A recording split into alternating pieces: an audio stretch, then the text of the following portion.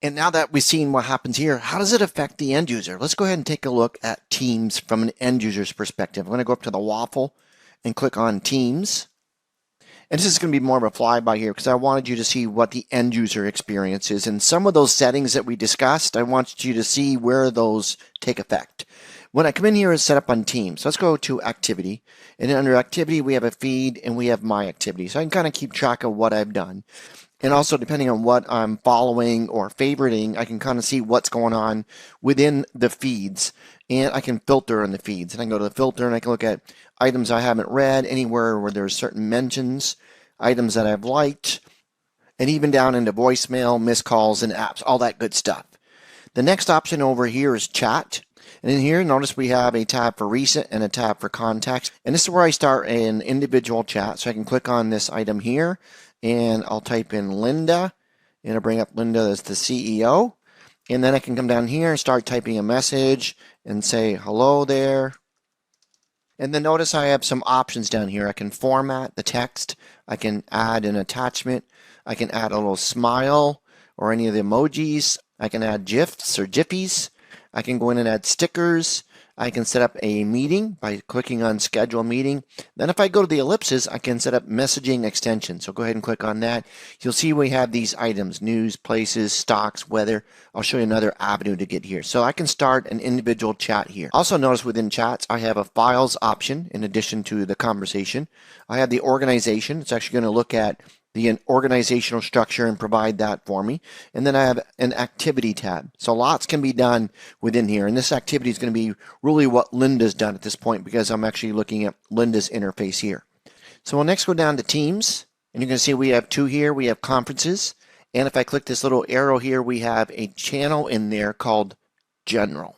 So we have Teams and then we have channels. On every channel, we have tabs.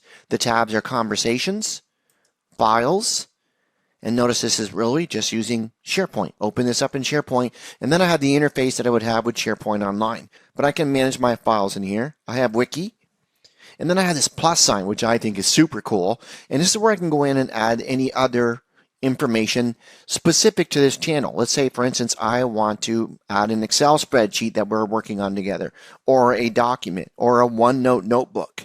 I can go in and add something as simple as a website. I want to be able to access MicroTechPoint from within here. I'll click on website. The website name will be MTP, and then https://www.microtechpoint.com. Notice we do have to have an HTTPS at this point in time. Right here it says have to start with HTTPS. There's a request to allow HTTP as well, but right now it requires HTTPS. So now we've added another tab to this channel, which is part of this team. So it's a hierarchical structure from team to channel to tabs. And I have the same customization options within this team option here. I can go to meetings now, and inside of meetings, I can schedule a meeting. And if I don't like the looks of this particular format, I can go ahead and change this. Looks at my agenda for the upcoming 5 days. I can schedule a meeting. This looks a lot like Outlook scheduling. Give it a title, location, start, end. And I supply some details down here. I can select a channel to meet in over on the right hand side. I can start inviting people. I can invite people via this interface and it will show up in their Outlook. And also within Outlook, I can perform a meeting request and it'll show up inside of Teams. Really super cool, really super powerful. Then we have files. When I come into files here, it shows all of my files.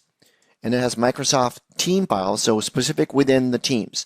So these are all the files that I've worked with recently, whether it be in Teams or wherever it may be. These are the files that I have in Microsoft Teams, my two teams that I showed you before. These are the files that I have, my personal files in the OneDrive for business space. We're going to talk about OneDrive a little bit more. Notice I have an option in here, open this up in OneDrive. So remember, I mentioned, even though we're in the Teams interface, we're still sitting on top of SharePoint. We're looking at files within a channel. We're still sitting on top of OneDrive when we're talking about information that I want to work on, my personal work information. And here's where I talk about adding cloud storage. I can click on here. You'll notice we have Dropbox, Box, Share Files, Google Drive. And I showed you where we can configure that if we don't want individuals to be able to do that. I can hit the ellipses here. This is where I was showing you, I mentioned earlier that we have some similar options when we're going through a chat. And here I can come in and add different items here, or I can go right to the store. So notice I can get to the store here. I could do it through the individual chat or a group chat, by the way. I put in one name. I just put Linda's name in there. If I put Linda and then I put Don in there, it becomes a group chat. And then I can name that. So if I ever want to communicate with those two specifically, I don't have to go back in and type in their names individually. Then you have the option down here is to get the app. This is going to allow you to download the app. You get much better functionality. It's smoother, it's cleaner if you actually download and install the app on your desktop. And you can install it on both Mac and on Windows. And of course, you're going to want to make sure you download and install it on your mobile device. It's super powerful, super easy, super cool. And then we can come down here and go to the store again. And as I mentioned, there's a plethora of options in here. And we can categorize them. We have apps. We have bots. We can add bots. We have tabs. We have connectors that we can add here. So we have a plethora, as I mentioned, of different options to allow you to extend the capabilities and functionality of Teams. And if you want some help on Teams, you'll click on help here. You can provide some feedback. You can browse topics. And I like this. You can keep track of what's going on and what's new in Teams by clicking on this what's new. So all sorts of options for you. I just wanted you to see the interface that you're going to be using or the end users get to use based on the configuration options. Remember, one of the PowerShell commands was to control the fun options, the jiffies, the stickers, the emojis. We could take those away. We could leave those in there. So all the items that we looked at from the admin's perspective affect what the end user gets to see. So I just want to provide you a quick little drive-by of the different items that we have available to us and what your users get to see based on your configuration options from the Admin Center or using PowerShell.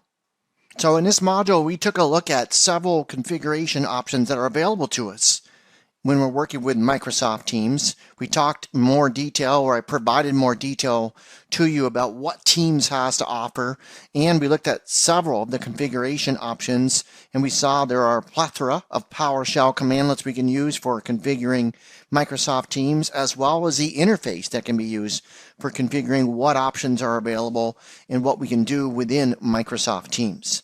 Next up, we're going to go out and take a look at the configuring and managing of OneDrive for Business.